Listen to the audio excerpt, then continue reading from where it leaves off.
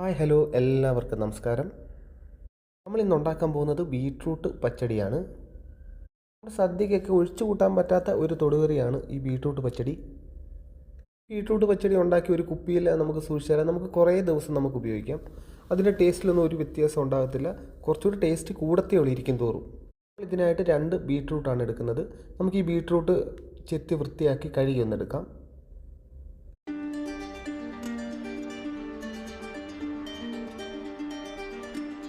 അങ്ങനെ നമ്മുടെ ബീട്രൂട്ട് ഇവിടെ ചെത്തി കഴുകി വൃത്തിയാക്കി റെഡിയാക്കി വെച്ചിട്ടുണ്ട്. നമുക്കിനി ഇത് ചെറുതായിട്ടൊന്ന് കുത്തി അരിഞ്ഞെടുക്കാം.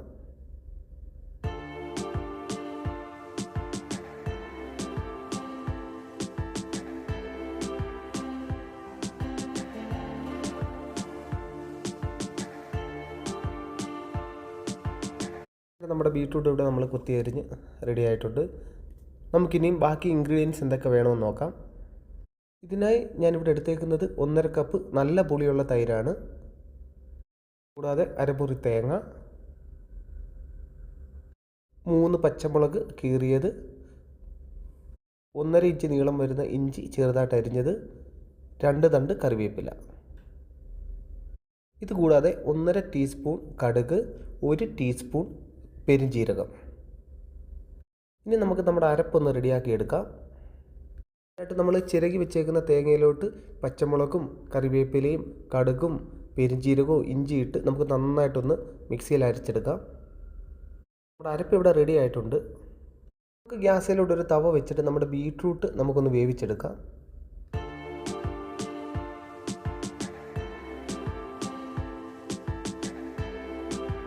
ബീട്രൂട്ട് നമ്മൾ പാനിലേക്ക് ഇട്ടിട്ടുണ്ട്. ഇതിലേക്ക് തന്നെ നമ്മൾ അരിഞ്ഞു വെച്ച പച്ചമുളകും ആവശ്യത്തിന് ഉപ്പൂടിട്ട് നമുക്കൊന്ന് വേവിച്ചെടുക്കാം.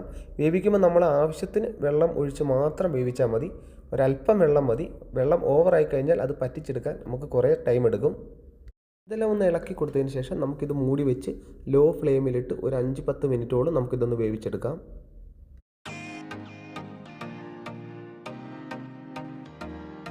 ഒരു 10 മിനിറ്റോളം ഞാനിത് വേവിച്ചിട്ടുണ്ട്. നമുക്കിതൊന്ന് തുറന്ന് നോക്കാം. നമ്മുടെ ബീട്രൂട്ട് ആവശ്യത്തിന് വെന്തിട്ടുണ്ട്. ഒന്ന് ഇളക്കി കൊടുക്കാം.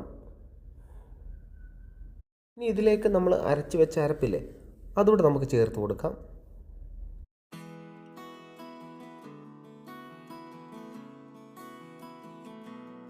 ശേഷം നന്നായിട്ടൊന്ന് മിക്സ് ചെയ്ത് കൊടുക്കുക.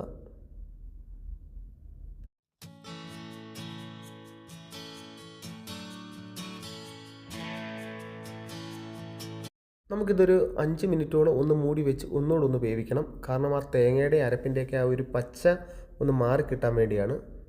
അങ്ങനെ നമ്മുടെ അരപ്പിൻ്റെയൊക്കെ ആ പച്ചമണം ഒന്ന് മാറി കിട്ടിയിട്ടുണ്ട്. നമുക്ക് നമ്മുടെ ഗ്യാസ് ഓഫ് ചെയ്യാം.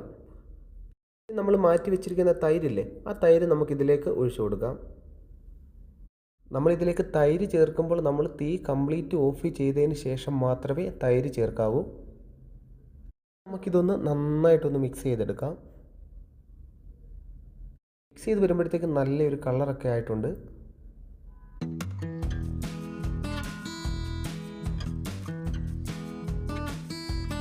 ഇതിലേക്ക് നമുക്ക് കടുകൊന്ന് താളിച്ചൊഴിക്കണം. കടുക് താളിക്കാനായി ഞാനൊരു പാൻ അടുപ്പി വെച്ചിട്ടുണ്ട്.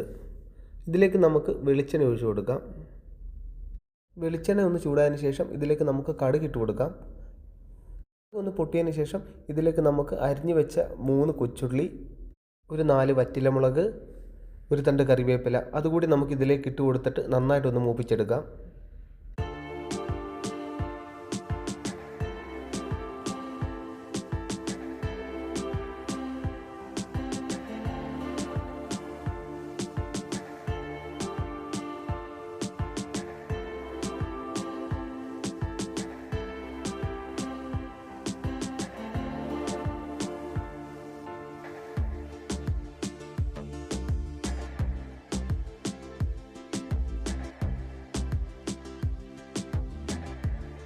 നമ്മുടെ കടുക് ഇവിടെ താളിച്ച് റെഡി ആയിട്ടുണ്ട്. നമുക്കിത് നമ്മുടെ പച്ചടിയിലേക്ക് ഒഴിച്ചു കൊടുക്കാം. കൊടുത്തതിന് ശേഷം നന്നായിട്ട് നമുക്കിതൊന്ന് മിക്സ് ചെയ്ത് കൊടുക്കാം.